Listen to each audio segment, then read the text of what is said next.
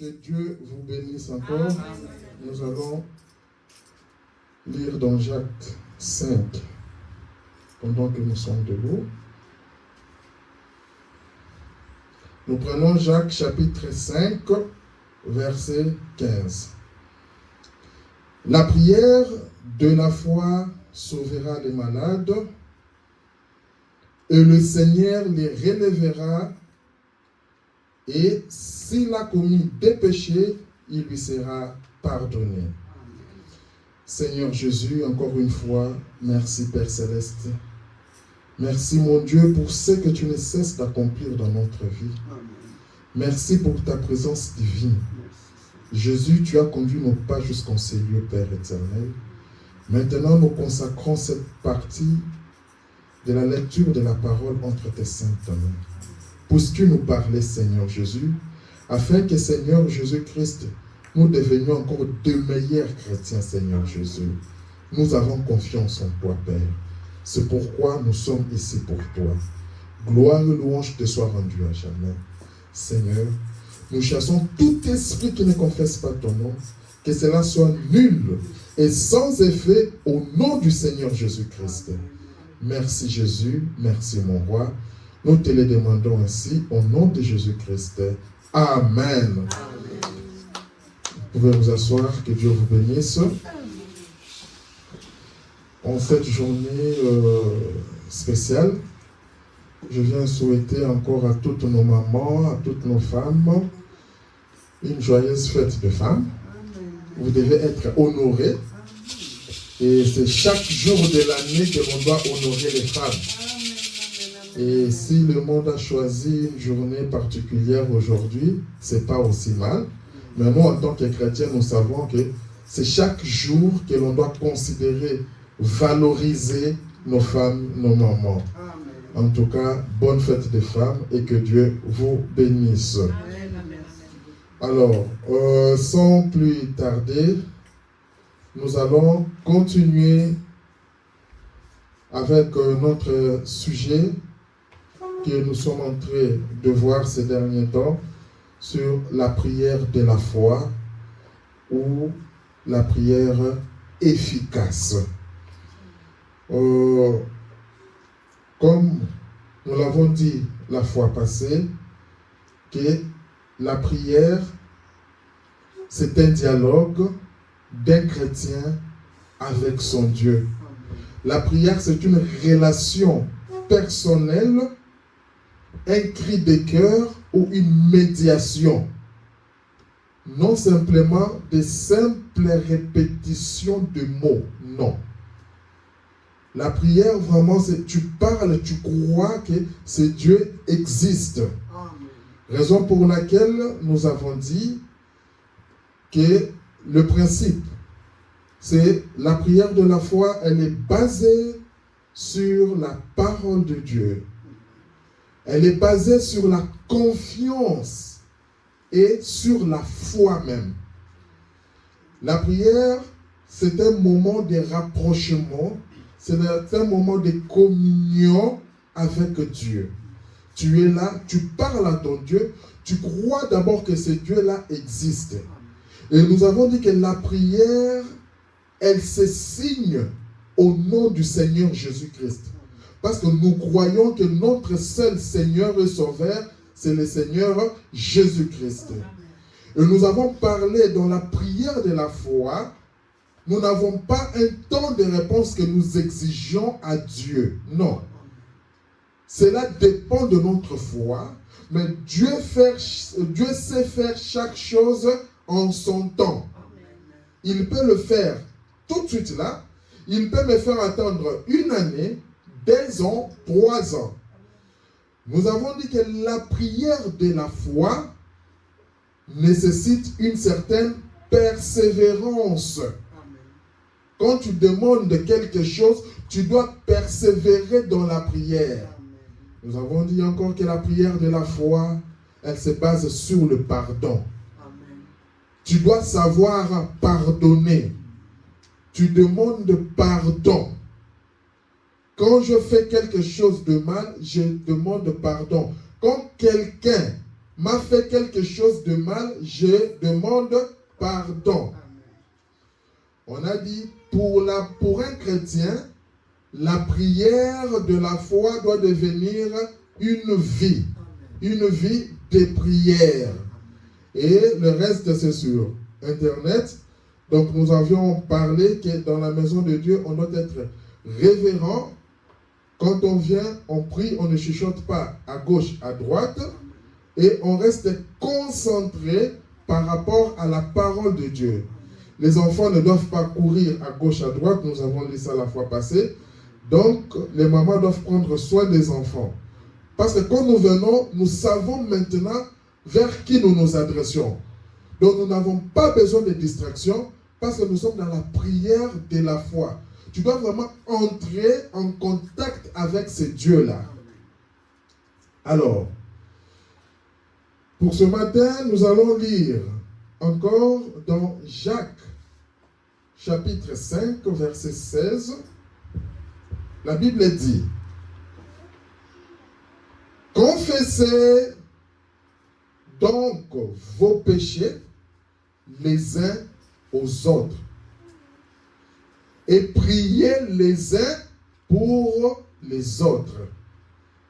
Je sais que j'ai commis quelque chose de mal, un péché envers mon frère. Je sais que j'ai menti, j'ai trahi ma femme. Je sais que j'ai trahi mon mari. » La Bible nous recommande de confesser vos péchés les uns aux autres. En fait, c'est-à-dire que j'arrange ma situation. Amen. Je viens, je te dis, chérie, excuse-moi, voilà ce que j'avais fait, ainsi de suite, je viens te demander pardon.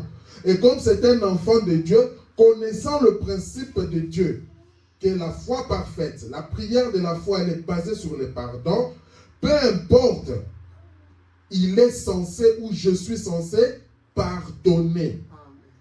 Le Seigneur Jésus-Christ, il avait dit, Père, pardonne-leur car ils ne savent pas ce qu'ils font.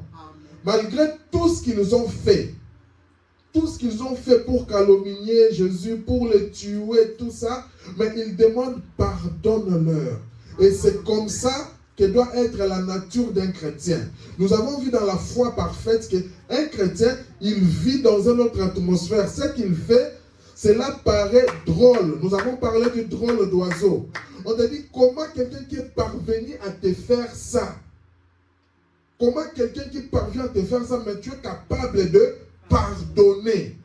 C'est là où le monde ne va pas comprendre. Le monde nous enseigne œil pour œil, dent pour dent. Mais la Bible vient, nous parle du pardon. Amen.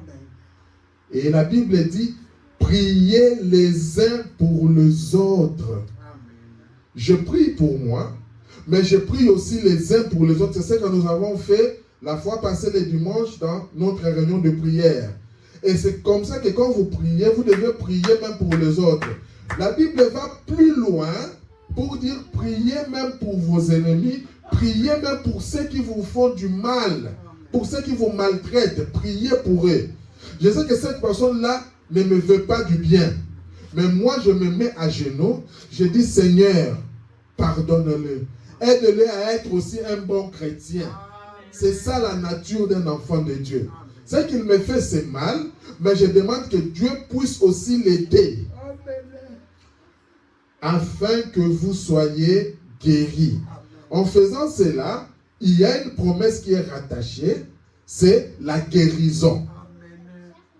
La Bible dit, la prière fervente du juste a une grande efficace. Quand tu sais confesser ton péché, quand tu sais pardonner, quand tu sais prier pour les autres, tu commences à marcher comme un juste. Et quand tu te mets à prier, sache que la prière du juste a une grande efficacité. Elle est efficace. D'abord, tu dois être juste. Tu dois vivre conformément à la parole de Dieu. quelqu'un te fait quelque chose, tu pardonnes. Quand tu vois que j'ai mal agi, tu vas, tu demandes pardon. J'avais dit la fois passée que nous essayons que notre chemin soit clean. Pour que quand toi tu vas demander, que la chose puisse arriver ou s'accomplir. Alors, la prière du juste, la prière fervente du juste, elle possède une grande efficacité. Cette prière fervente du juste, elle est capable de changer des situations. Nous avons vu ça. La prière est capable de changer des circonstances, d'apporter la guérison et d'influencer le cours des événements. Un événement devrait se produire comme ça, mais par rapport à la prière du juste, cet événement a changé de tournure. Nous avons vu ça encore le dimanche passé. Si vous vous rappelez bien, c'était avec ce roi-là. Le roi, on vient, on lui dit que tu vas mourir. C'est le prophète qui lui dit que tu vas mourir. Dieu a dit que tu vas mourir. Le roi dit, ok. Le roi n'a pas commencé à pleurnicher devant le prophète. Le roi est allé dans son secret. Quand le prophète a tourné le dos pour partir, le roi directement est parti prier. Seigneur, j'ai été intègre. J'ai marché comme ça. J'ai marché comme ça. C'est ça que j'avais dit la fois passée, que quand tu viens chez Dieu, montre-nous les sacrifices aussi que tu fais. Amen. Seigneur, je sais que je ne suis pas, je n'ai pas encore atteint le nombre, mais voici au moins ce que je fais. Amen. Seigneur, je quitte, je viens pour écouter ta parole. Seigneur, tu le sais. Seigneur, il y a des gens qui en ce moment ici mènent de mauvaises vies. Mais moi, je fais un effort de vivre ta parole. Voilà, tu présentes à Dieu. C'est ce que ce roi avait fait. Et nous avons dit que la Bible dit que Dieu lui a ajouté 15 années de plus. Pas une année, pas 2 ans, mais 15 ans de plus encore. C'est comme ça avec la prière fervente du juste. Alors, nous allons voir encore qu'il y a plusieurs cas comme ça dans la Bible. Nous verrons par exemple le cas d'Élie le Tishbite. Élie, c'était un homme qui est parti. Il a prié. Il a dit qu'il ne puisse plus pleuvoir. Et pendant plusieurs années, 3 ans et 6 mois comme ça, plusieurs années, il n'a pas eu de pluie. C'était par rapport à la parole d'Élie. Nous le voyons dans 1 Roi, chapitre 17, verset 1. Élie le Tishbite, l'un des habitants de Galade, dit à Akab, Akab était un roi, l'Éternel est vivant, le Dieu d'Israël.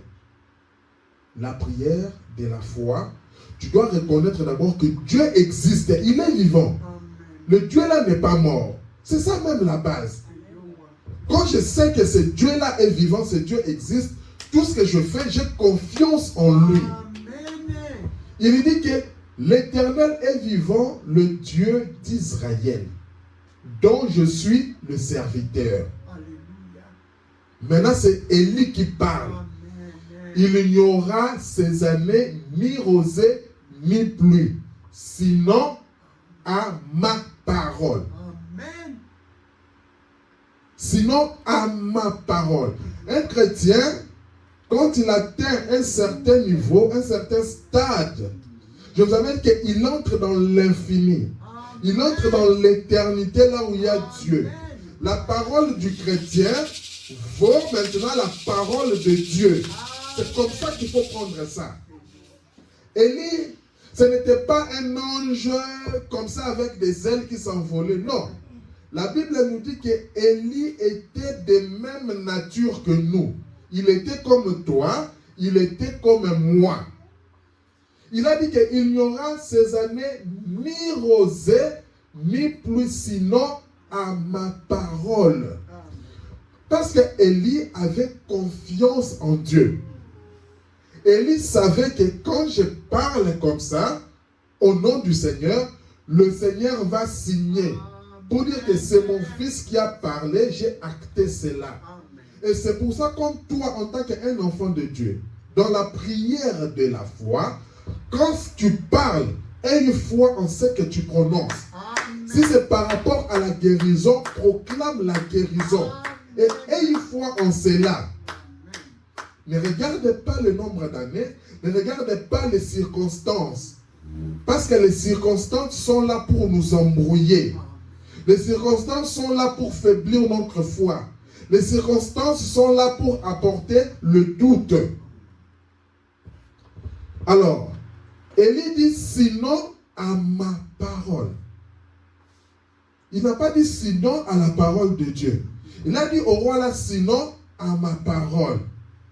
Tu es capable de dire à une personne que si tu continues, tu risques même de chuter dans ce que tu fais. C'est ta parole. La Bible dit dans Jacques 5, toujours, maintenant avec cet esprit d'Élie, la Bible dit, Élie était un homme de la même nature que nous. Il était un homme de la même nature que nous. Il avait le sang, il parlait, il priait, avec toutes les faiblesses que nous pouvons avoir, parce qu'il était de la même nature que nous. Mais écoutez, il pria avec instance pour qu'il ne plût point. C'est Élie qui pria pour qu'il ne plût point. La prière fervente. Et il ne tomba point de pluie sur la terre pendant 3 ans et 6 mois. Il ne tomba plus de pluie. Qu'est-ce qui s'est passé? Élie pria de nouveau. Et le ciel donna la pluie. Retenez, Élie était un homme de la même nature que nous. Cet homme-là de la même nature que toi et moi, il pria, il n'a pas eu de pluie pendant 3 ans et 6 mois. Cet homme-là de la même nature que toi et moi. En fait, ici, qu'est-ce que je veux montrer par là? On veut ramener tout à un prophète. On veut ramener tout à un pasteur. On veut ramener tout à tel apôtre. Non. Tu as une puissance en toi. Nous avons vu que la puissance est en nous. Mais il faut juste la foi pour enclencher ou déclencher cette puissance-là. C'est pour ça que la Bible insiste que Élie était un homme de la même nature que nous. La plupart des pasteurs, la plupart des serviteurs poussent les gens seulement à venir vers eux. C'est comme si eux deviennent un intermédiaire entre Dieu et les hommes. Or, dans des situations, tu dois être sûr et savoir que tu es capable de parler à Dieu. Amen. Car la Bible dit qu'il n'y a pas d'intermédiaire. Si ce n'est que Jésus-Christ est homme. C'est ce que dit la Bible. Tu as la foi. Parce que quand déjà, entre toi et Dieu, tu mets une certaine barrière, tu faiblis dans ta foi. Tu vas te retrouver dans cette situation-là, tu dis que non, si un tel n'est pas là, c'est que je ne peux rien faire. Amen. Non. Or, tu oublies que Dieu, c'est un Dieu de l'invisibilité. Dieu, c'est un Dieu capable d'agir. C'est pour ça, dans la prière de la foi, quand toi tu pries, ne vois pas un homme. Toi, vois que tu t'adresses directement à Dieu. Amen. Et puis tu crois que Dieu va te répondre. Amen. Il peut utiliser un pasteur pour venir s'associer à toi. Amen. Mais la base, la première chose, c'est toi, le travail que toi tu fais avec Dieu. Il peut associer un frère, il te met en idée que parle aussi à un frère. Mais c'est sur base de ta foi. Je vais vous dire quelque chose. Le Seigneur, quand il marchait, il disait, ta foi t'a guéri, ta foi t'a sauvé. Les gens pensaient que c'est Jésus qui sauvait, mais c'est sur la base de ta foi. Ça, ce sont les Écritures. Quand nous venons, c'est juste que nous nous appuyons sur la base de ta foi. Un jour, le frère Branham était là. Il y avait une femme qui avait un enfant. Cet enfant ne voyait pas, était aveugle. Le frère Branham vient. La femme vient sur base de sa foi. La femme croyait que si le serviteur prie, mon enfant ici va voir. Le frère Branham vient, il lui dit, ton enfant là, tu veux qu'il ait quelle sorte de yeux? C'est la femme qui choisissait. La femme lui dit, je veux des yeux un peu bleus comme ça. Le frère Branham lui dit, je te l'accorde au nom du Seigneur Jésus. C'était sur la base de la foi de cette femme-là. C'est pour ça, toi, quand tu t'approches chez Dieu, c'est sur base de ta foi. Enlève chaque obstacle qui est devant toi. C'est pour ça la parole de Dieu nous montre ses principes. Toi, est-ce que tu pardonnes? Est-ce que tu as de la haine contre ses frères? Non. Quand tu es là, tu dis, Seigneur, pardonne-moi. Pardonne-lui pour ce qu'il a fait. Déjà, tu es clean. Le diable, déjà, il a échoué de ce côté-là. Maintenant, toi, tu es clair. Maintenant, tu parles à ce Dieu-là. Tu dis, Seigneur, par rapport à ma situation ici, je veux ça, je veux ça, je veux ça. Comment ça va arriver? Ça ne te concerne pas. Toi, prononce la parole, laisse Dieu agir. Puis il pria de nouveau et le ciel donna la pluie. Élie n'allait pas commencer à se poser des questions. Comment ça va se faire tout ça? On verra ça plus tard ou dans le jour à venir. Comment la Bible est en train d'expliciter cette partie ici. Que Élie, à un moment donné, quand on parle de la prière fervente, c'est une prière avec persévérance, avec insistance. Que Élie s'était mis sur la montagne, il y avait le roi Akab. Élie a appelé son serviteur. Il a prié la première fois. La Bible nous dit qu'il avait prié 7 fois. Il a envoyé 7 fois son serviteur aller voir. Il prie, la pluie la revient. Il part, il regarde. Ah non, il n'y a rien. Il prie, il continuait à persévérer. C'est là où la Bible nous dit persévérer dans la prière. Et la 7e fois, le serviteur est parti. Il regarde, la Bible dit qu'il y avait le nuage qui se formait comme une paume de la main. Donc c'est-à-dire qu'un petit truc comme ça. Élie a dit, ça y est. Amen. Il dit, allez dire à Akab qu'il rentre vite parce qu'il va pleuvoir maintenant. Amen. Mais si toi tu regardais que non, c'est une petite paume de main seulement. Non. Amen. Et la Bible dit que dans les heures qui ont suivi, le ciel s'est obscurci et il y a eu une grande pluie. Amen. Donc, ayez cette foi-là, la prière de la foi. La prière de la foi ne commence pas à raisonner. Non. Toi, on a dit que tu ne seras pas guéri. La prière de la foi dit que par tes meurtrissures, nous sommes guéris de toutes nos maladies. C'est fini. Tu viens comme ça, des fois, certaines circonstances, c'est pour montrer, Dieu veut montrer qu'il est Dieu. C'est pour ça qu'il permet certaines situations comme ça. Peut-être que tu as une bénédiction pour ce médecin-là. Ce médecin vient et te dit que non, tu n'auras pas d'enfant, ou on va t'enlever ses pieds, ou c'est, regarde, tu as une matrice, je ne sais pas, multi, ainsi de suite, avec tous les termes qu'ils utilisent là, oh, polymyome, ou quoi, ainsi de suite. C'est lui qui a dit ça. Toi, va maintenant. Tu dis, ah, ça c'est bien comme le médecin a dit ça, il y a des preuves de la médecine, ça c'est très bien. Garde jalousement ces preuves-là. Maintenant, quand nous entrons là où le médecin là n'arrive pas, nous entrons dans le secret là. Nous disons, Seigneur Jésus, tu as dit que dans ta maison, il n'y aura pas de stérile. Seigneur, tu nous as envoyé un serviteur. Tu nous as dit que chaque maladie est un démon. Je chasse ces démons. Que ce soit le kyste, que ce soit ceci, je les chasse au nom de Jésus-Christ. Quand toi tu as confiance, tu dis Seigneur Jésus, moi je crois que j'aurai un enfant. Amen. Pas même un, mais j'aurai des enfants. Amen. Le Seigneur est capable. On t'a dit que tu ne peux jamais accoucher par voie basse. Ok, c'est toi qui as dit ça. Oh non, il faut faire des mécanismes. Oui, c'est lui qui a dit ça. D'accord par rapport à la science. Mais moi, quand je vais consulter les grands gynécologues, c'est lui qui opère sans cicatrice. C'est lui qui fait les changements à tel point que le médecin ne comprenne pas. Quand je reviens, le médecin, il contrôle. Quand tu vois, il commence à appeler un deuxième médecin, viens vérifier. Un troisième médecin vient vérifier. Il te demande, madame, est-ce que ça va? Madame, est-ce que ça va? Entre elle la confusion. Est-ce que tu es sûr vraiment que c'était toi qui avais bien consulté par rapport à ça?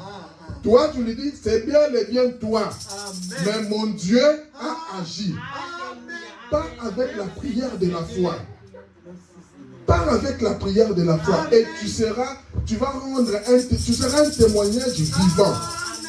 Quand tu marches, tu regardes cet enfant-là,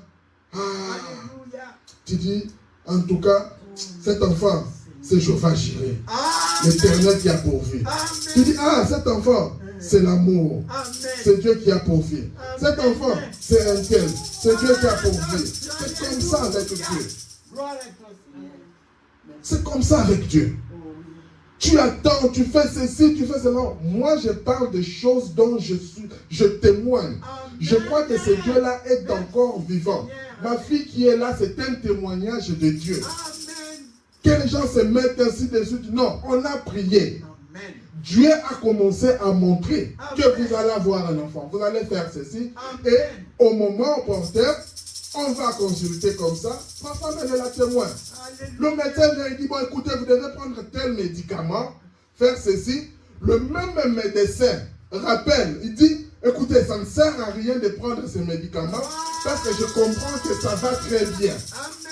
Aujourd'hui, on a notre vie qui est là-bas. En fait, pour dire que je sais de quoi je parle. Je sais de quoi je parle. Ce Dieu-là est capable, il est réel. Et si un jour, il y a un poète qui a dit que si j'ai commencé à écrire tout ce que Dieu a fait, le parchemin ici, ça ne pourra pas contenir.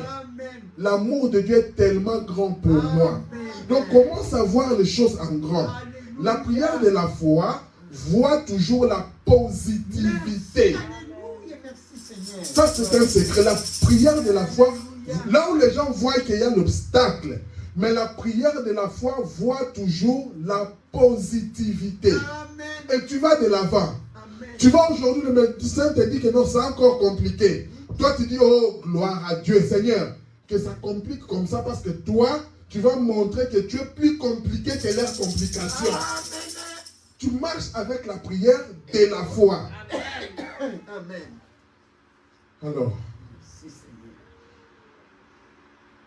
on va aller dans ce que Frère Branham dit. Nous sommes toujours dans la prière de la foi.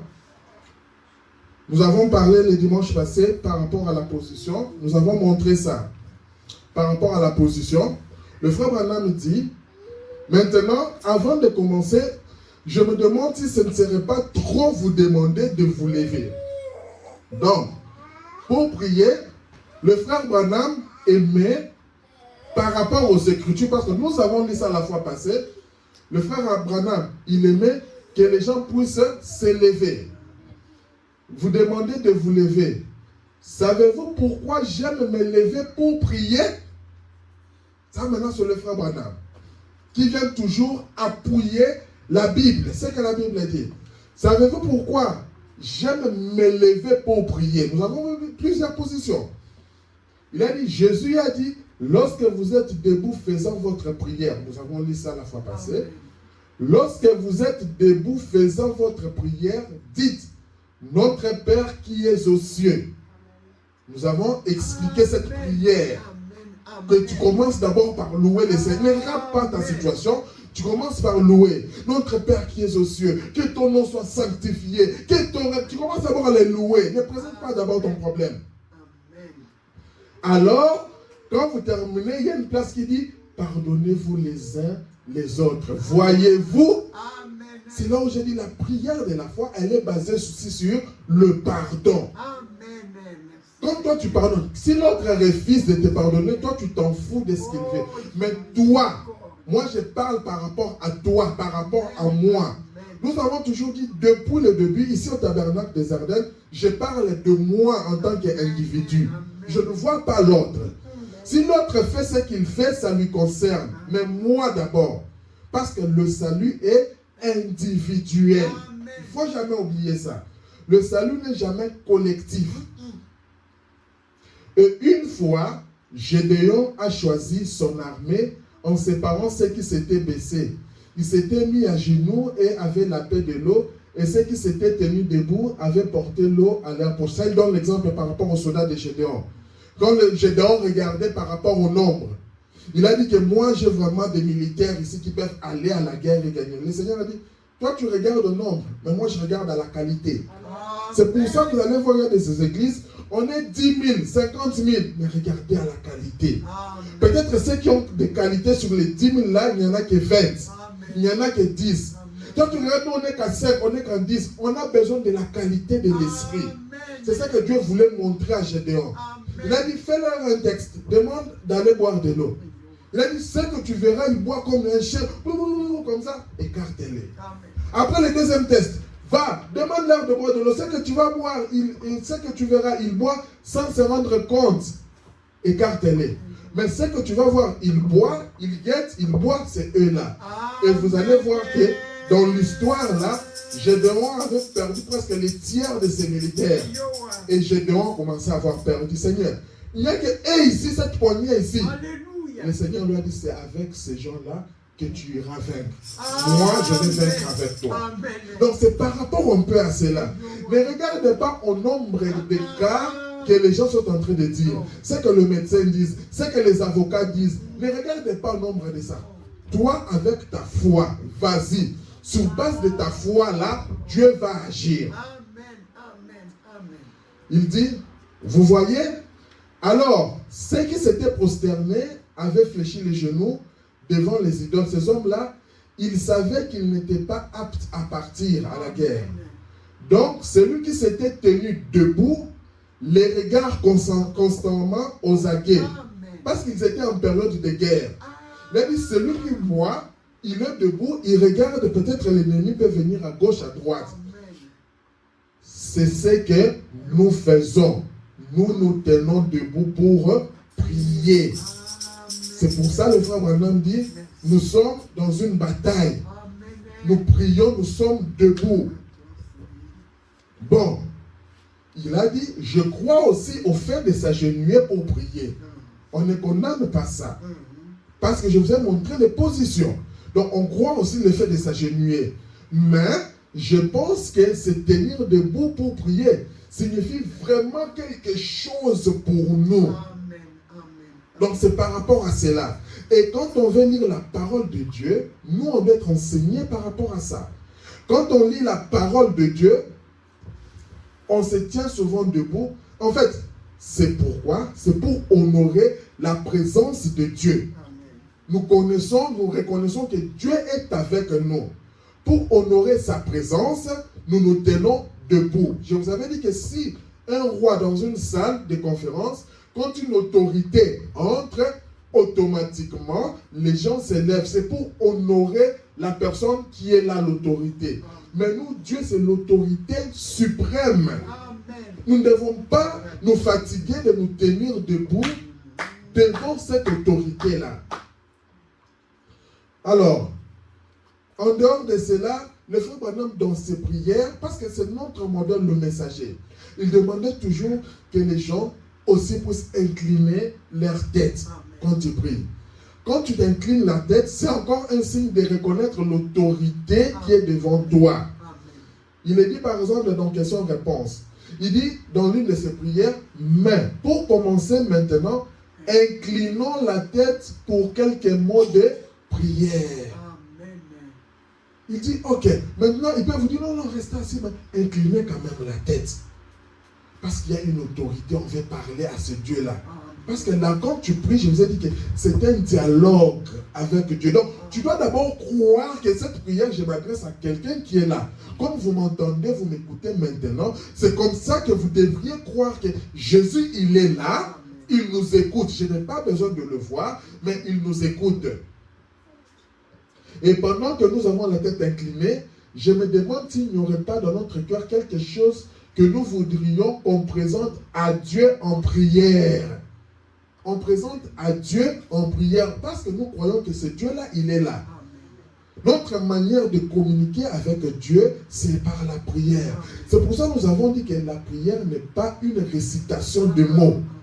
C'est pour ça que nous condamnons les Ave Maria. Je vous salue Marie, pleine de grâce, le Seigneur est avec vous. C'est pour ça que nous condamnons certaines prières qui sont là seulement des répétitions avec des chapelets. Non, ça ce n'est pas la communion. La prière, c'est un dialogue. Comme je disais, aujourd'hui ton cas peut changer. Aujourd'hui j'ai besoin d'un enfant. Demain peut-être ça sera on veut m'opérer, le cas va changer. L'autre jour, ça sera peut-être j'ai besoin de telle chose. La prière va changer. Donc le dialogue change. Aujourd'hui, quand tu parles avec papa, c'est par rapport à tel point. Quand tu grandis ou certaines difficultés que tu rencontres, tu parles avec maman, c'est par rapport à l'actualité, les difficultés que tu rencontres. C'est comme ça avec Dieu. C'est pour ça qu'on parle, c'est un dialogue. Seigneur, je te remercie. Hier, je t'avais demandé ça, tu m'as donné. Aujourd'hui, voilà ce que j'ai. Regarde cet homme-là, regarde vraiment, il se moque de moi par rapport à ça. C'est l'actualité. Tu dialogues avec Dieu. Amen. Tu n'as pas besoin de Seigneur. Les gens, parce que les gens, ils pensent des fois, surtout en Afrique, on pensait que quand tu pries et que la voix devient sèche, c'est-à-dire vraiment que Dieu t'a exaucé. Non. Tu sais qu'il y a des gens même qui ne prononcent pas, ils murmurent seulement. Amen. Mais les effets de cette prière-là, c'est là où on dit que la prière, en fait, c'est la sincérité. Amen. La prière commence dans ton cœur. Amen. Tu peux prononcer certaines paroles, mais quand tu ne les penses pas dans ton cœur sincèrement, ça n'aura pas d'effet. Amen. Alors, levez simplement la main, il comprendra, il est au courant de tout ça. Amen. Ça, je voulais entendre, on examine la prière, une des prières de Frère Branham. Parce que sa vie, c'était vraiment la prière. Il dit que s'il y aurait quelque chose dans notre cœur, nous voudrions qu'on présente à Dieu. Déjà, Dieu est là. Il dit, si oui, levez simplement la main, il comprendra. Qui va comprendre? C'est Dieu. Et puis, écoutez, il est au courant de tout ça. Amen. Mon frère, ma soeur. En fait, la situation par laquelle tu traverses, Dieu est déjà au courant. Il est au courant de tout ça. Donc maintenant, le frère Branham dit, là où Dieu est faible, c'est quand on les prend au mot par sa propre parole.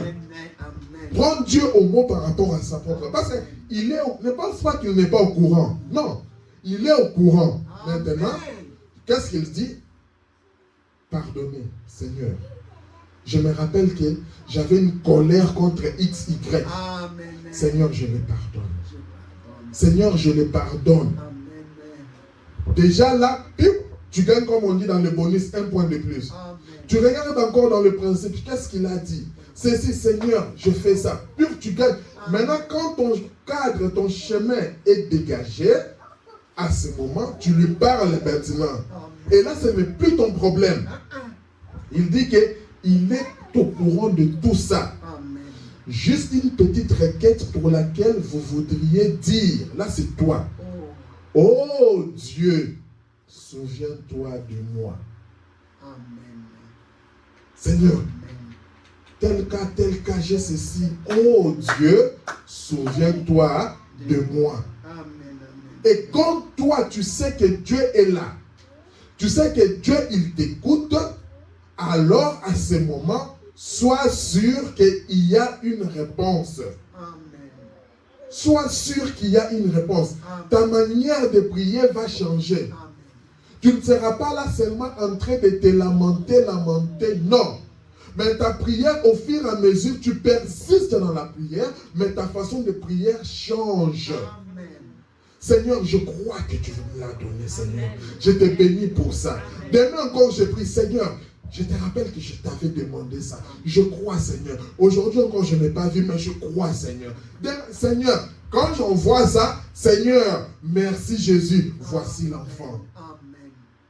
C'est pour ça, nous, quand les enfants grandissent, quand les enfants naissent, on vient les consacrer à Dieu. Amen. En fait, c'est un signe de reconnaissance envers ce Dieu-là qui nous a donné cet enfant-là.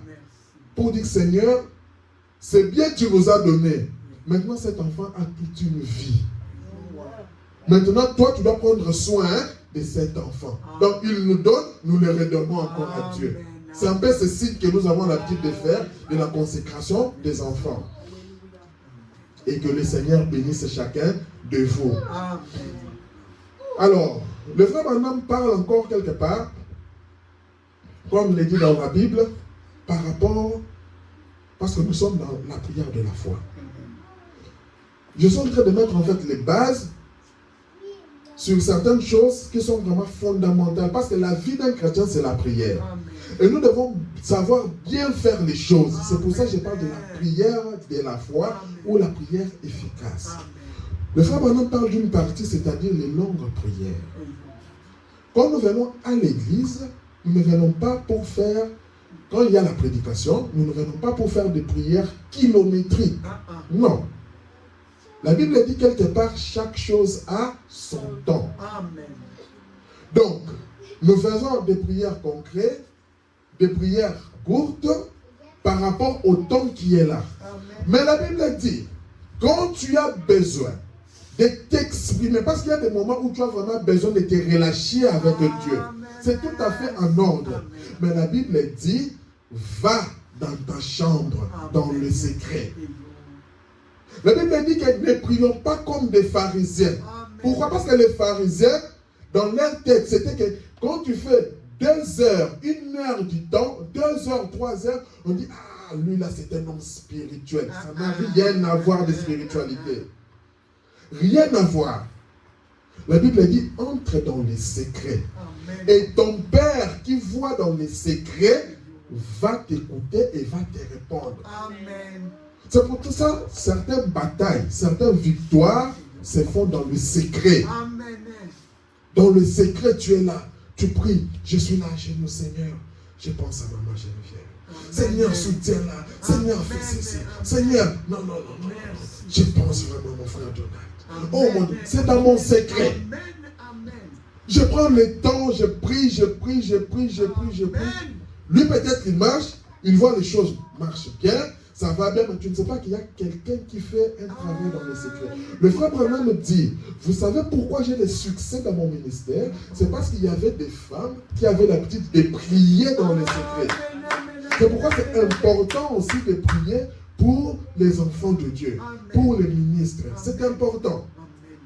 Tu es là, tu entres dans le secret, tu pries, Seigneur Jésus, et je t'assure, l'une des prières efficaces, c'est ce qu'on fait dans le secret. Amen. Parce que là, comme j'ai dit, tu te déchaînes.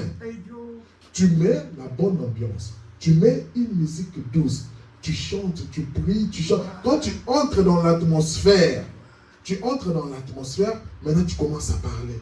Tu parles à Dieu, tu parles à Dieu. Mais le frère Branham nous montre qu'à un moment, quand tu pries, à un moment, tu t'arrêtes, tu restes calme. Amen. Là, il dit, pourquoi? Dieu est capable de parler. Donc, tu restes calme, vraiment, tu dis, Seigneur, je t'ai loué, je t'ai exalté, je t'ai demandé ceci, je t'ai demandé cela. Seigneur, si tu veux me parler maintenant, parlez-moi. Tu restes calme. C'est pour ça, le frère Branham dit dans une de prédications, que le moment pour la femme, c'est peut-être quand les enfants sont à l'école, le mari est au travail, parce que dans un couple, ça c'est un secret, c'est la femme qui prie plus que l'homme. Dans un couple, c'est la femme qui a vraiment, ça fait partie de sa nature comme Dieu a fait. Donc, quand le mari va au travail, les enfants vont à l'école, la femme, elle met un peu, le frère Branham dit, il met un peu la lessive de côté, il met la vaisselle de côté, il va dans le secret maintenant, elle va dans le secret. C'est maintenant dans le secret là, elle commence à parler avec son Créateur. Amen. Elle parle, Seigneur, pense à mon mari là, elle est partie. Seigneur, fais ceci. Seigneur, c'est pour ça que quand tu as une femme forte dans la prière, sache que cette maison-là va continuer à évoluer.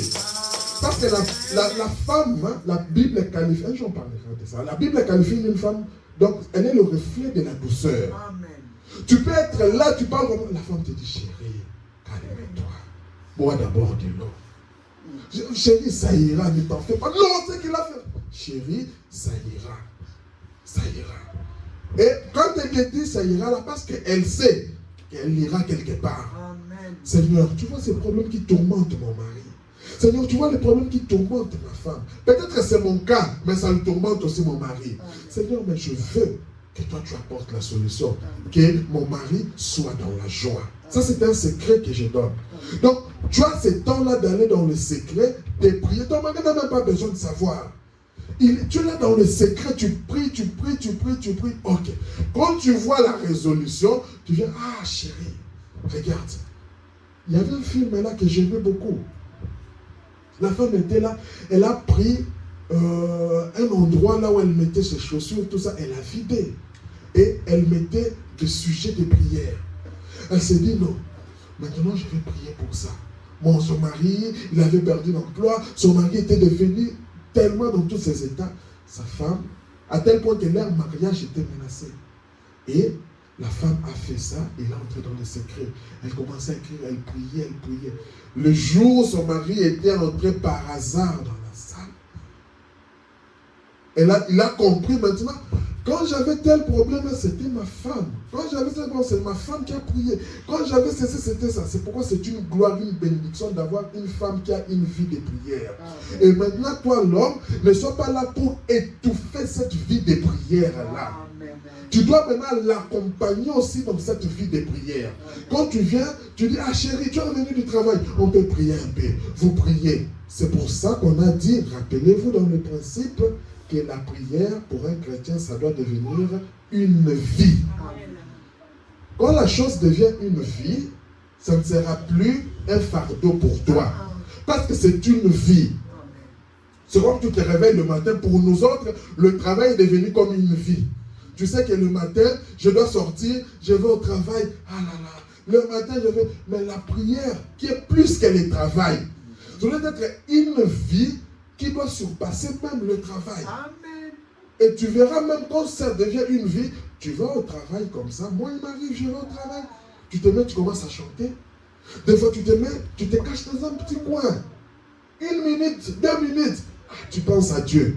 Seigneur, soutiens-moi. Seigneur, ceci, amen. C'est fini. Et puis, j'ai continué mon travail. Peut-être que je fais là. Non, je vais pas à la toilette. Je prends 1 minute, 2 minutes. C'est comme ça. La prière doit devenir une vie. Nous parlons de la prière de la foi. Et quand vous avez une vie de prière, les femmes m'ont dit quelque part, montre-moi une maison ou une femme ou une famille qui a une vie de prière. Je vais te montrer cette maison ou cette famille qui va vaincre. Quand tu as cette vie de prière, tu as la victoire avec toi. Pourquoi? Parce que la prière est capable de changer les circonstances. Alors, le frère Branham dit, dans l'ordre de l'Église, maintenant, nous croyons que chacun devrait venir à la maison de Dieu. Là, il plaçait l'ordre. Nous croyons et prier. Donc, nous venons ici pour prier aussi. C'est un lieu de prière, c'est exact. Mais, lorsque vous êtes dans ces sanctuaires ici, ménagez votre temps. Donc, quand tu viens ici, ménage ton temps. Parce que tu sais, nous avons un programme. On a l'écoute de la parole, on a ceci. Toi, tu ne vas pas commencer à prier, on prend la prière. Toi, tu es là toujours en train de prier. Non, ça, c'est servir Dieu dans le désordre. Or, Dieu, c'est un Dieu d'ordre.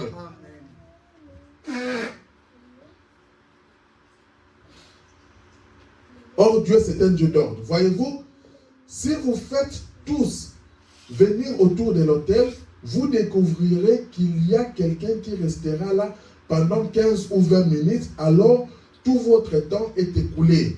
C'est-à-dire, tu viens à l'autel, tu pries. Mais ne viens pas pour rester pendant 1 heure. On commence la prédication, toi tu es là, tout ça. Non. Tu penses servir à Dieu, mais tu le sers dans le désordre. Il faut vraiment apprécier un message, rendre un service à Dieu en dehors de sa volonté. Alors, le frère Branham dit, voyez-vous, c'est à la maison que vous devrez prier. Là, on parle de longues prières que tu vas te déchaîner devant Dieu, comme on le dit. C'est à la maison. Jésus a dit, il reprend le verset que nous avons déjà dit ici, lorsque vous priez, ne vous tenez pas debout comme font les hypocrites. Pour une longue prière. Pour faire une longue prière. Et pour dire ceci, cela et autre.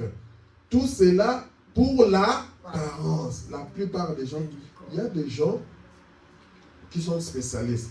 Dieu m'a fait grâce, moi personnellement, passer dans plusieurs églises, je communiais facilement avec des gens. Et il y a de ces gens, vraiment, qui sont, comme on appelle, du tape à l'œil. Quand on dit prier, oh Jésus, il fait un effort que les autres sachent que non, lui là c'est la prière. Mais quand vous sortez seulement dehors, tu te dis, est-ce que c'est lui là qui venait de prier ou ce n'est pas lui?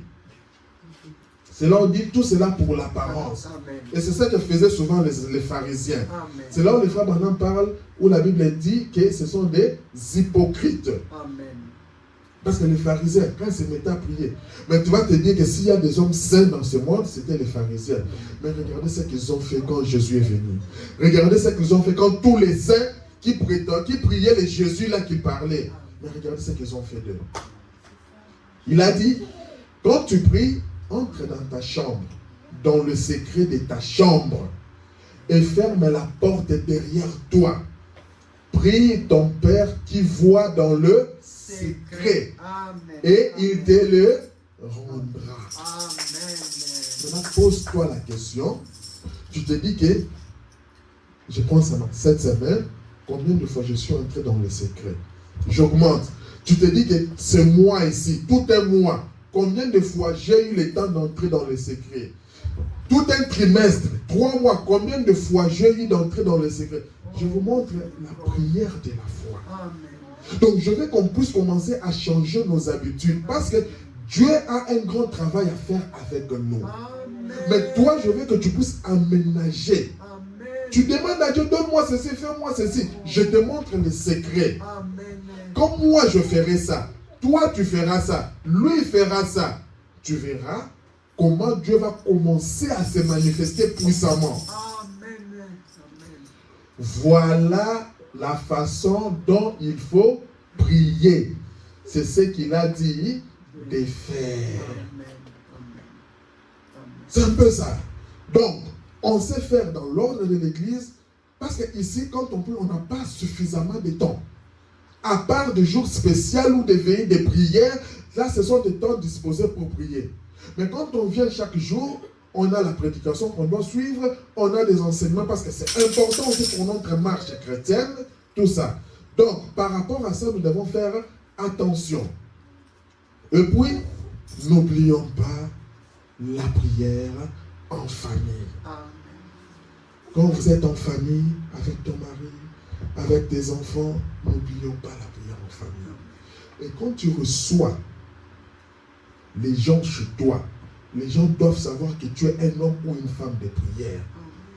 Il y a les autres, quand ils reçoivent les gens, ils font un effort de ne pas prier. Oh, peut-être ça va les gêner. Non, la prière, c'est une force. Amen. Les gens doivent savoir qu'on doit prier. Si selon toi, parce que chaque famille, des fois, a son organisation. On se dit que moi, à 20h, je dois prier. Moi, à l'époque, quand on grandissait avec les parents, c'était 19h. Vous savez que non, je dois vite rentrer parce qu'on a la prière en famille. Amen. Donc, vous rentrez vite parce que si tu rates la prière en famille, ce n'est pas bien. C'était devenu une vie. Tu rentres, on doit faire la prière en famille. Et entre nous, c'est comme ça qu'on doit le faire. Vous êtes là, vous vous entendez. Vous dites que non, chérie, je remarque que souvent, tu travailles, tu reviens à telle heure. Est-ce que à partir de telle heure, on peut faire une prière en famille d'ensemble? Ça, c'est indépendamment de la prière individuelle que vous avez l'habitude de faire. C'est toujours important de faire une prière d'ensemble. Et cela rejoint l'Écriture, là où 2 ou 3 personnes sont réunies. Et quand vous avez un sujet commun, appuyez-vous sur base de cette parole-là. Chérie, prions maintenant sur ça par rapport à cette parole. Seigneur, nous avons besoin de ça. Ta parole a dit ça. Vous parlez ainsi de suite, c'est fini. Vous avez le temps maintenant aussi de partager autour de la parole. Vous pouvez prendre un livre. Vous vous dites que c'est un secret. Que chérie, on va commencer maintenant à lire une portion de l'Écriture. Par exemple, durant les 3 premiers mois ici, ou durant ce mois ici, nous allons étudier les livres de rois, par exemple. Parce que c'est bien de lire la Bible. Vous vous mettez chaque jour avant la prière en famille. Aujourd'hui, on lit un roi. Quand vous lisez un roi, on lit peut-être les 5 versets ou les premiers chapitres. Tout dépend de vous. Ah, vous allez comprendre. Ah, ou telle histoire, c'était comme ça. C'est comme ça, ça va nous aider. Parce que la prière de la foi est basée sur la parole de Dieu. Mais si toi, tu ne lis pas la parole de Dieu, mais ta prière est basée sur quoi? C'est ça la question. Parce que quand tu pries, tu dis, Seigneur, moi j'ai lu dans la Bible l'histoire de Daniel. Daniel a fait ça, fait ça. Et toi, tu as fait ça. Maintenant, moi aussi, mon cas, c'est ça. Je te ramène Dieu au présent. Je sors Dieu de l'histoire. Seigneur, maintenant, moi aussi, mon cas, c'est ça, c'est ça, c'est ça. De la même manière que tu as fait. La Bible dit dans Hébreux 13, 8 que tu es le même hier, aujourd'hui et éternellement. Hier, là, c'est ça que tu as fait avec Daniel. Aujourd'hui, c'est ça que tu fais avec moi maintenant. Demain encore, tu feras avec moi par rapport à tel cas. Et c'est comme ça. Mais toi, tu ne lis jamais la Bible. Maintenant, ta prière, tu dis, j'ai la prière de la foi. Mais tu ne comprends pas ce que tu dis. C'est basé par rapport à quoi? Le frère Branham dit dans l'âge des Smyrne, combien ici connaissent, n'oubliez pas la prière de famille. Et puis, il pose la question. Combien prient dans votre famille? Combien prient en famille? Et il y avait certains qui ont levé la main et dit, oh, c'est bien. Essayons-le une fois, comme au beau vieux temps. C'est toujours bien la vie de la prière. Les gens veulent des mystères. Les 7 sceaux. Oh, ceci, les gens veulent des mystères. Mais le mystère des mystères, c'est la base que nous voyons ici. À quoi va te servir les sceaux? À quoi va te servir? Non, vous avez vu les 4 êtres vivants de l'Apocalypse. C'est bien. Mais si tu ne connais pas tout ça, ça va te servir à quoi? Amen.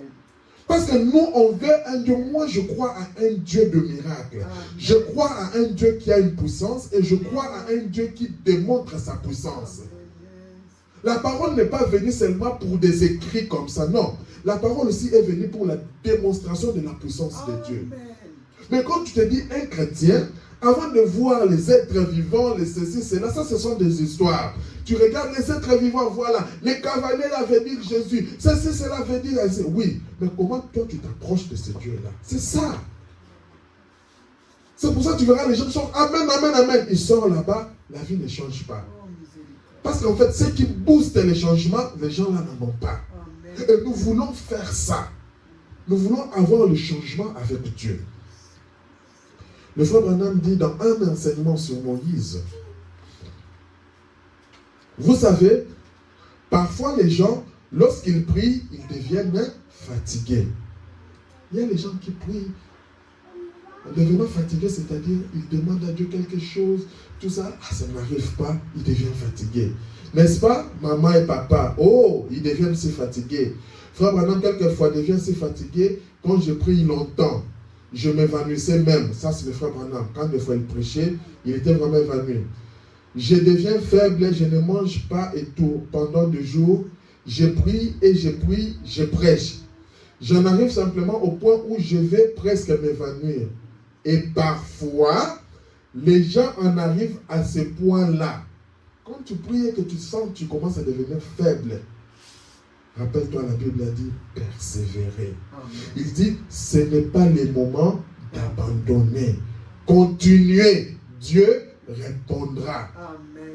En fait, la foi, souvent on abandonne. Pourquoi? Parce que nous, les hommes, nous mettons une définition à Dieu. Or, la foi n'est pas là. C'est une erreur que nous commettons souvent. Que comme j'ai demandé à Dieu, Dieu doit me donner ça maintenant. Donc, s'il ne me donne pas ça maintenant, il n'est plus Dieu. Non, Dieu n'est pas notre enfant de course. Continuez à vous accrocher. Oui, monsieur. Oui, monsieur. Alors, il dit, donc question-réponse, mais beaucoup de malades arrivent et j'ai été vraiment très occupé. Je n'ai pas réussi à faire toutes mes visites. Je me suis dit aujourd'hui serait le bon moment qu'on pourrait faire venir ces malades au tabernacle. pour que nous prions pour eux. Nous parlons de la prière de la foi. Nous savons que la prière change les choses. La prière change des circonstances. Nous l'avons vu dans la Bible, maintenant nous appuyons ça avec le prophète. La prière fait quelque chose pour nous. Parce que si déjà tu ne crois pas à la prière, encore j'insiste, ça ne sert à rien même de prier. Ça ne sert à rien. Et c'est par la prière que je vis aujourd'hui. Tu te dis, avec tout ce qui est arrivé, peut-être aujourd'hui je serai mort. Avec tout ce qui se passe dans le monde, peut-être je serai mort. Mais ce que je suis aujourd'hui, c'est par la grâce de Dieu. C'est par la prière. Je vis de la grâce de Dieu par la prière. C'est pourquoi ayons le temps d'aménager un temps de prière. Et ce matin, comme je suis un peu fatigué, je désire vos prières pour moi, que vous priez pour moi. C'est pour ça que la Bible dit, nous venons de lire, prier les uns pour les autres. C'est important. Je vous dis qu'il arrive des circonstances dans la vie qu'un de nous peut faiblir. Nous sommes dans le terre des humains. Il arrive. Mais si moi je prie pour mon frère, je ne sais pas quelle situation il traverse, mais si je prie, ma prière là peut l'aider, peut le fortifier. C'est ça que je veux, que nous soyons vraiment unis autour de la prière. Quand tu pries chez toi à la maison, pense à ton frère, pense à ta soeur. Tu n'es pas obligé de savoir qu'est-ce qu'il passe dans sa vie, mais pense à lui seulement dans ta prière. Seigneur, je prie pour la sœur Intel. Je prie pour les frères Intel. Je ne sais pas par quoi ils traversent, mais je veux que tu les soutiennes, que tu les fortifies. Tu bénis, c'est comme ça. Priez les uns pour les autres. Nous avons vu que la prière change même la pensée de Dieu. Donc c'est pour ça qu'il est dit, la prière de la foi sauvera les malades. La prière d'un individu. Cet individu-là, ça peut être toi, ça peut être moi. D'abord, c'est toi l'individu. La prière fervente du juste, nous l'avons dit au début, a une grande efficace. Oh, si seulement vous saviez que dans votre main, Christ nous a donné l'autorité. Si seulement vous saviez ça. C'est ça que je veux que nous sachions maintenant. Avec son nom, je vous ai dit, parmi les principes, que la prière c'est au nom du Seigneur Jésus-Christ. En étant des chrétiens, écoutez, l'arme la plus puissante que le monde ait jamais connue. Aujourd'hui, les Américains ont frappé. Nous avons l'actualité, nous tous, avec l'Iran, nous voyons. Les gens ont peur de ces bombes-là. Mais moi, ce matin, je te dis que l'arme la plus puissante, c'est la prière. Amen. Les gens ont peur. Quand tu lui dis que, attention, les Américains sont maintenant ici au coin de Libramont, les gens commencent à trembler. Pourquoi ils se disent, ah non, ils ont une arme, ils ont ceci. Non, les Iraniens, ça c'est l'actualité. Mais maintenant, pense à ces armes-là qui font peur. Maintenant, pense que c'est que toi tu as. Le frère Madame disait, c'est l'arme la plus puissante que le monde ait jamais connue. Comprends un peu le sens de cela. Ah, là, écoutez, aujourd'hui, si un président de la République ou Trump ou quoi dit que non, on va bombarder un tel, les gens meurent. Effectivement, il vient bombarder, les gens vont mourir. Mais lui, il le dit. Maintenant, imaginez Dieu qui dit à cet homme-là que tu vas mourir. Cet homme-là rentre, il va utiliser maintenant l'arme la plus puissante au monde. Amen. Il va là-bas et dit, Seigneur, regarde, j'ai marché comme ça, j'ai fait ceci. Ah! Le Seigneur a dit, celui-ci a compris. Il a touché l'arme la plus puissante. Qu'est-ce qu'il fait? Le Seigneur se plie devant sa parole.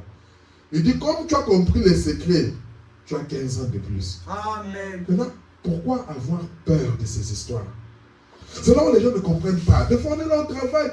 Non, ça s'agit. Je dis non. Quand nous lisons, un jour nous en parlerons, quand nous lisons le message, le frère Branham nous a montré dans les prophéties que tout ce qui arrive devrait être arrivé. C'est ça l'avantage avec l'épouse de Christ. Amen. Et ce qui arrive, ce sont déjà des prophéties que nous connaissons.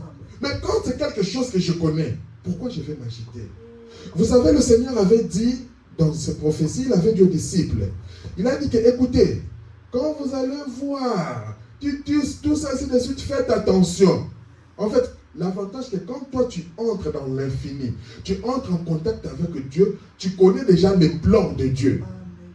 Maintenant, quand Dieu il connaît, il va dans le secret, il te dit, quand ça va arriver, faites attention. Et les disciples, quand ils ont vu le figuier bourgeonner, tout ça, ils comprenaient, ils n'étaient plus à Jérusalem. Quand la chose commençait à arriver, ils étaient avertis.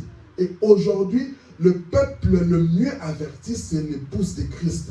Ceux qui ont cru au message de l'heure. Parce que tout ce qui arrive, c'est écrit et nous le savons des années bien avant. Oh, la femme violette, regarde le président. C'est parce que c'était écrit.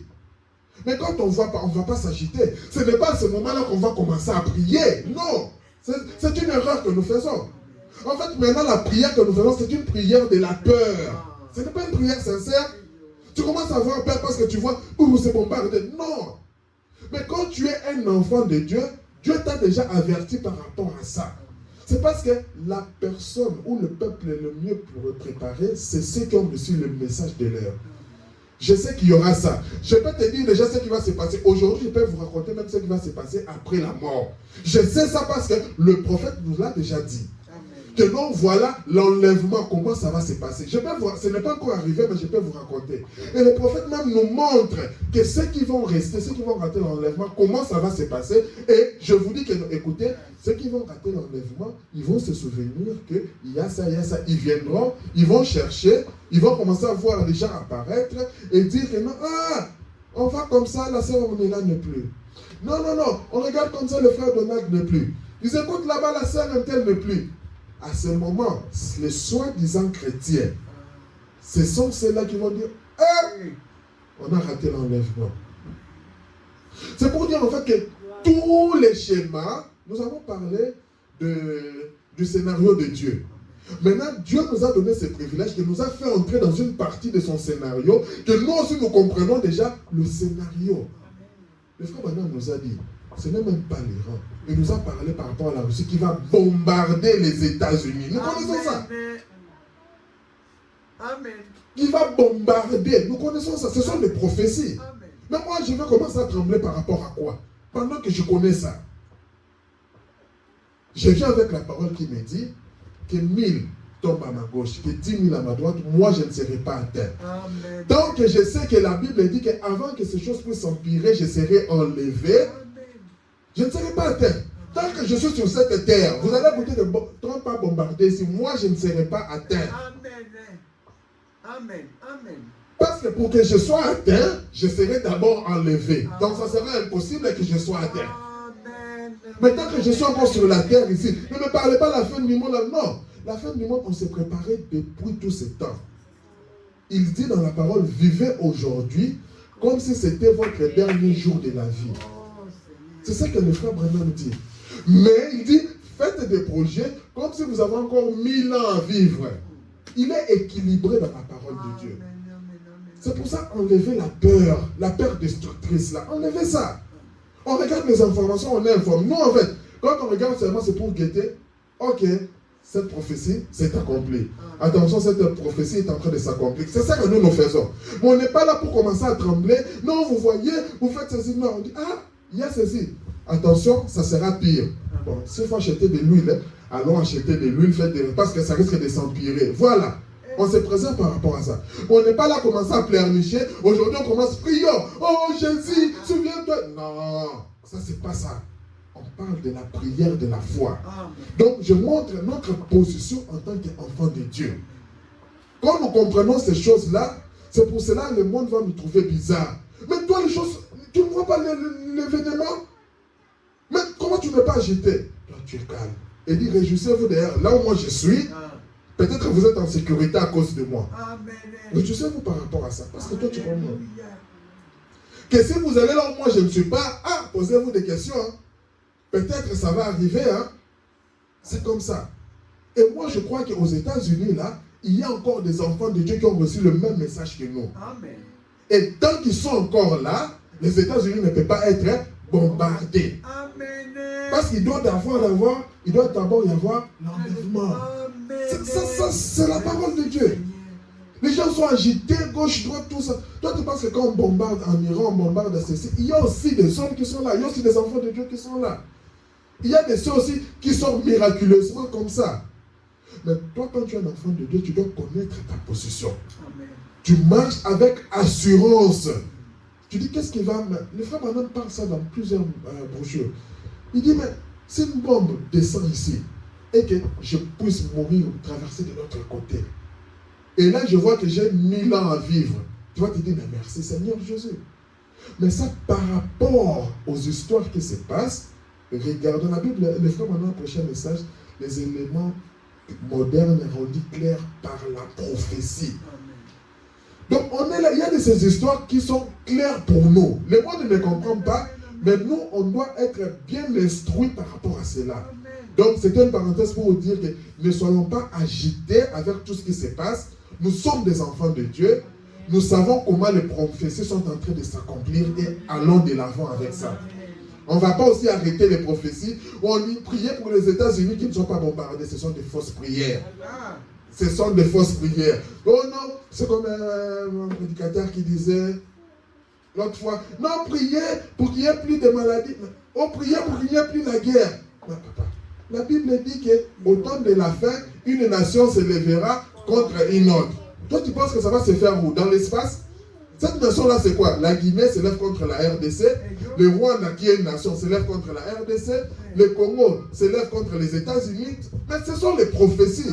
Au lieu de lire les prophéties, nous, on est dans la peur. Quand tu vois ça, tu te dis, ah, la prophétie est en train de s'accomplir. Tu comprends maintenant qu'on vit dans les derniers jours des moments de ce monde. On est au temps de la fin. Si tu me demandes pourquoi, regarde dans Matthieu 24. Voici ce que la Bible a prédit. Regarde les événements qui se passent. Tu comprends maintenant qu'on est enfin au temps de la fin? Oui. Mets ta vie en ordre avec Dieu. Parce qu'on ne sait pas, ça peut arriver quand. Alors, la Bible dit, ça nous avons dit, la prière fervente du juste est une grande efficace. La prière fervente du juste a une grande efficace. Vous voyez, Élie était un homme de la même nature que nous. On a développé ça au début. Il a prié avec instance pour qu'il ne pleuve point. Élie qui a prié. Il n'est point tombé de pluie pendant 3 ans et 6 mois. Puis il est allé prier de nouveau avec instance. En fait, c'est pour nous amener que quand tu pries, prie avec instance. Crois dans ta prière là. Et la chose peut être changée. Écoutez, la prière change les choses. Je ne peux pas les changer moi. Vous ne pouvez pas les changer, mais c'est la prière qui les change. Le médecin a dit ça. Le docteur a dit ça. Les avocats ont dit ça. Oh, les ordres de quitter. Oh, ceci, cela. C'est eux qui ont dit. Non, moi je vous dis parce que ce sont des histoires expérimentées. Amen. Moi j'ai été dans ce pays ici, je n'avais plus le papier. Amen. Je marche, on me dit fais attention, tout ça, j'ai fait des travaux noirs, ainsi de suite. Tu travailles, tu dois aller, j'ai fait des livraisons, que tu dois aller livrer dans les camps des policiers ou des militaires. Tu viens là-bas, tu arrives avec la livraison. Tu sais que chez eux là, ils doivent identifier tout celui qui entre et tout celui qui sort. Et j'arrive, il me dit bonjour monsieur, j'ai dit bonjour, vous allez où? J'ai dit mais dans le quartier européen de Bruxelles ici. J'ai dit je vais livrer le repas que j'ai ici. Alors ok, faites bien attention à vous. C'est tout. Tu entres, tu livres et puis tu sors. Mais les autres qui viennent après toi, vous pouvez avoir parce qu'on doit vous identifier. Parce que si tu entres, c'est un quartier miné. S'il y a quelque chose, on sait au moins que pendant cette période ici, un tel était entré, c'est ça. Et j'ai passé comme ça plusieurs temps. Il y a un autre qui m'avait arrêté, j'étais sur mon vélo. Il me dit clairement, tu sais que je peux te demander tes identités? Tu sais? Intérieurement, j'ai dit, mais tu ne sais pas quelle est la force qui te retient que tu te demandes. Parce que tu sais. J'attends. Et je suis parti. Après quelques minutes, j'attends là-bas, on a bouclé, les gens qui étaient là. Première chose quand on vous boucle, présenter vos identités. Vous comprenez un peu? En fait, c'est pour ça des choses que des fois quand je parle, je sais de quoi je parle avec ce Dieu-là. Le Dieu-là est capable de te protéger. Même si ces cas-là, plusieurs personnes sont tombées dans le problème, toi tu te dis que moi je suis un cas à part. Ne me mettez pas dans le même lot que ces gens-là. La prière change de choses. Parce que je disais, Seigneur, quand je sors ici, ce travail que je fais, sinon je ne vais pas payer la maison, le loyer, je ne vais pas manger. Mais je veux que toi, tu me soutiennes, tu me gardes. Et quand je sortais à chaque fois, il y a plusieurs exemples comme ça que tu sens, moi je sais que ça c'est Dieu qui a intervenu. Je sais que c'est Dieu. D'autres personnes ne vont pas comprendre. Et combien de gens m'avaient dit que non, toi, on va te refouler, on va te chasser, on va faire ceci. Et aujourd'hui, ils me posent la question, comment tu as fait? Tu comprends un peu? C'est parce que tu sais là où tu t'es appuyé. C'est pour ça que quand je vous dis que ne négligeons jamais Dieu, la prière est capable de changer de circonstances. Écoutez, quand il y a quelque chose, quand tu pries, Dieu a déjà pourvu une solution. Ça, c'est ce qu'il faut savoir. Cette solution, peut-être que tu demandes quelque chose. Sache que Dieu a déjà la solution, qui peut être visible ou invisible. Mais sache que la solution est déjà là. Le frère Branham me dit, donc un vrai signe dont on ne tient pas compte, au paragraphe 76, quand les gens se sont mis à prier, on parle de la prière de la foi. Quand Israël s'est mis à prier pour un prophète, et prier pour un prophète, écoutez, Dieu avait déjà le prophète. Quand elle se mettait à prier, elle ne savait pas, mais Dieu avait déjà le prophète. Dieu avait déjà le prophète depuis longtemps. Je vous donne encore l'exemple avec Israël pour les libérateurs. Quand Israël, Seigneur, envoie-nous les libérateurs. Les libérateurs étaient déjà là. Il grandissait, il était là d'Égypte, il évoluait, les libérateurs étaient là. Mais elle continuait à prier. Des fois, quand tu pries comme ça, la solution est déjà là. Toi, garde seulement ta foi. Écoutez, parce que Dieu a toujours une longueur d'avance sur les gens. Amen. Merci. Quand le médecin te dit que ce cas ici est compliqué, mon Dieu a déjà une longueur d'avance. Toi, c'est toi qui dis. Toi, tu mets, les autres disaient que toi là, avec ta situation ici, ne vous en faites pas, on verra. Cette personne, elle va revenir. La personne, ne vous en faites pas, elle ne va pas tenir 2 mois, 3 mois. Mais on regarde comme ça, 1 année, 2 ans, 3 ans, 1 mois, 2 mois. Et pire encore pour toi, la situation de cette personne est en train de s'améliorer. Amen. Tu comprends? Et c'est là où tu comprends que Dieu a toujours une longueur d'avance. Donc, aie confiance en Dieu. Amen. Il avait préparé cet homme, mais, écoutez, il avait préparé cet homme, mais il attendait que les gens se mettent à prier. Le scénario de Dieu encore. Amen. Il pouvait déjà leur dire, ne priez pas, il est déjà là. Mais lui, dans son scénario, il attendait que les gens se mettent à prier. Tu veux des enfants, ils sont déjà là. Dieu, qu'est-ce qu'il attend? Que tu te mettes à prier. Amen. Suis seulement les consignes de Dieu. Prie maintenant, il te donne ses enfants. Amen. Tu veux la guérison? Il l'avait déjà prévu. Amen. Il attend seulement que toi tu puisses prier et il te donne. Amen. Que les gens expriment leurs besoins. Amen. C'est quoi ton besoin? C'est quoi ton besoin?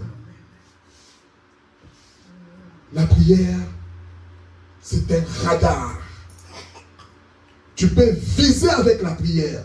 C'est pour ça que le frère Branham dit que c'est une force exceptionnelle. Amen.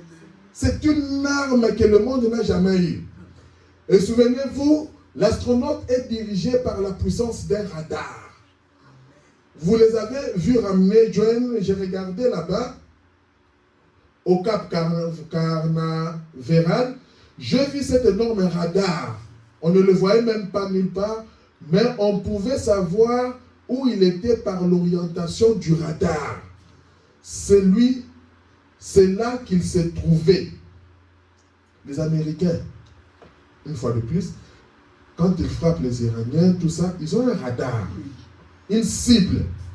Dans le radar, ça montre que non, telle personne que nous cherchons est tel endroit. Ils envoient à l'endroit défini. C'est comme ça qu'est la prière.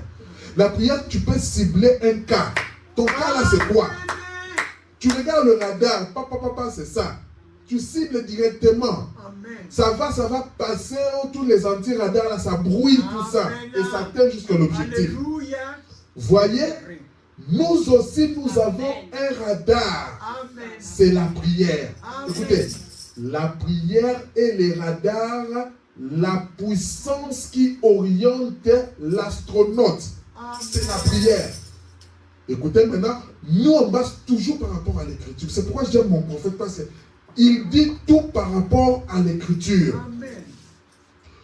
Tout ce que vous demanderez au Père en mon nom, je le ferai. Amen. C'est ça notre radar. Amen. Maintenant, ton cible, c'est quoi? Amen. Les enfants? C'est quoi? Le travail? C'est quoi? La guérison? Ton cible, c'est ça. Envoie maintenant les missiles. Voyez, il suffit d'observer vers quoi on veut orienter quoi? La prière. Amen. C'est ça que je vous disais la fois passée que aujourd'hui on peut demander le travail. Quand Dieu nous donne, nous disons merci, amen. Demain on a un autre besoin. On change encore de cap. C'est comme ça. Vous verrez alors ce qu'il vise. Amen. Il suffit d'observer vers quoi est orientée la prière de l'Église. Amen. Ta prière est orientée dans quoi? C'est pourquoi on dit que la prière c'est un dialogue. Parce que le problème que nous avons change du jour au lendemain. Ce n'est pas une récitation simple. Vous verrez alors que ces côtés seront plus propulsés par les missiles. Vous pouvez savoir le parcours qu'effectuent les astronautes par ce vers quoi est orientée la prière de l'Église. Amen. C'est pour ça que des fois quand il y a un problème et que tu pries seul, des fois tu viens associer. Quand tu viens maintenant associer, nous tous maintenant on dirige nos missiles. Amen. On dit allez, dirigeons le missile vers ceci. Amen. Pou, pou, pou, pou. Lui dirige. L'ennemi fait aller comme ça, on dit attends. Pou, pou, pou. On l'extermine. Pour ces problèmes-là, on a la solution. Et on traverse encore. Amen. Parce que ce genre de prière, ça fait trembler le diable. Amen. La prière de la foi. Amen. Le frère Branham dit donc croire Dieu. Et je sais ceci. Certains d'entre nous ont plus de foi que les autres. Je vous avais parlé que nous avons la puissance, mais il faut la foi. Amen. Maintenant, ça dépend comment est ta foi. Est-ce que tu la bases seulement sur un pasteur? Est-ce que tu la bases sur un évêque quelconque? Ou c'est toi direct avec Dieu? Ceux qui ont une foi abondante doivent prier aussi pour les autres. Amen. Je viens de vous dire qu'il y a des circonstances qui font que quelqu'un peut faiblir dans la foi. Ça arrive. Quelqu'un peut faiblir. Il se sent faible. Mais peut-être que ta prière que tu fais dans le secret là peut l'aider à remonter. Amen. C'est pour ça, pensez toujours quand vous priez à la maison, pensez à un frère, pensez à une soeur, pensez à une famille qui est au pays. Pensez toujours, ne sois pas égoïste. Mais si vous ne menez pas une vie correcte, vous faites mieux de vous abstenir. Amen. C'est là où j'ai dit que évitons tout ce qui peut embrouiller la prière de la foi. Amen. Ce qu'il faut mettre en ordre, tu mets. Si tu dois confesser, tu confesses. C'est ça qu'on appelle un peu une vie en ordre. Parce que quand tu ne mènes pas une vie en ordre, ça ne sert à rien. Parce que le diable va se moquer de toi. Amen. Le diable se moquera de votre prière. Mais, écoutez, quand vous vivez correctement, que vous agissez correctement, que vous vous conduisez correctement et que vous avez foi en Dieu, Satan tremblera à vos paroles. Amen. Pas n'importe quelle parole, hein, mais à ta parole, Satan va trembler. Parce que Dieu a juré qu'il s'acquitterait de cette prière. C'est vrai. Amen. C'est Dieu qui a dit que je vous exaucerai. C'est lui qui a dit qu'il va s'acquitter. Amen. Maintenant, Satan a peur que toi tu prononces la parole. Amen. En fait, il a peur, ce n'est pas de toi l'individu, mais de ce Dieu-là qui est derrière toi. Amen. C'est pour ça, faisons attention avec le motif que nous visons. Quand vous implorez Dieu, le frère Branham dit, Dieu n'appelle pas un homme en jugement sans l'avoir d'abord averti. C'est comme ça que je vous ai parlé de l'enlèvement. Nous sommes suffisamment avertis. Celui qui dit que je ne suis pas averti, c'est celui qui ne veut pas être averti. Parce que le message des frères Branham, aujourd'hui c'est sur Internet, c'est à la portée de tout le monde. Donc on suppose que tout le monde est averti.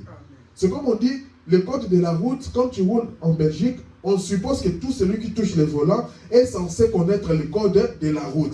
Maintenant, si toi tu ne veux pas lire le code de la route, ne viens pas dire que je ne savais pas que ce signe bleu veut dire sens obligatoire, ou ce signe rouge veut dire sens unique. Ne dis pas ça.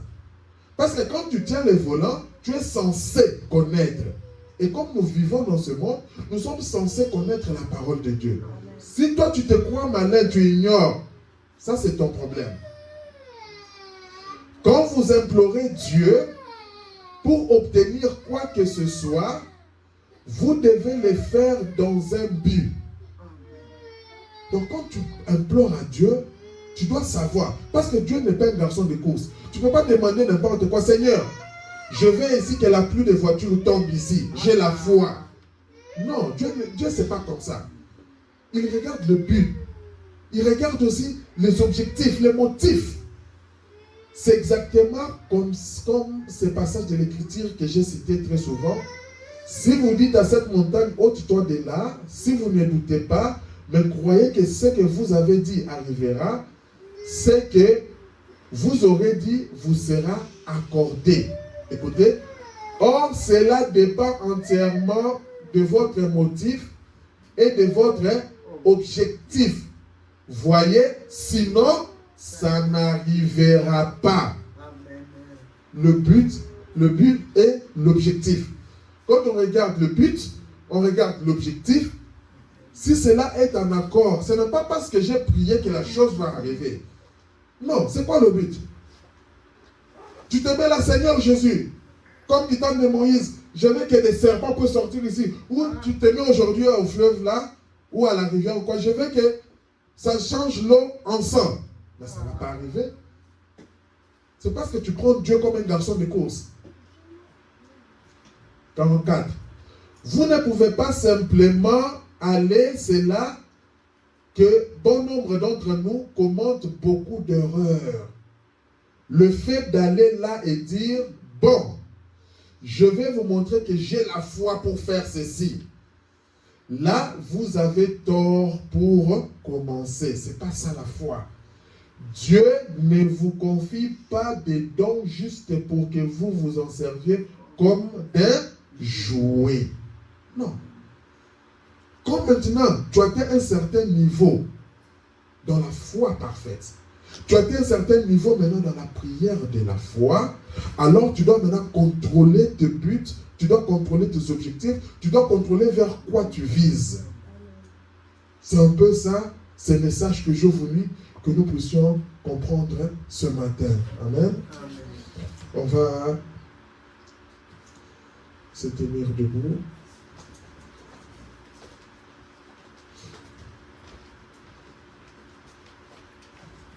On va chanter un chant et on va prier.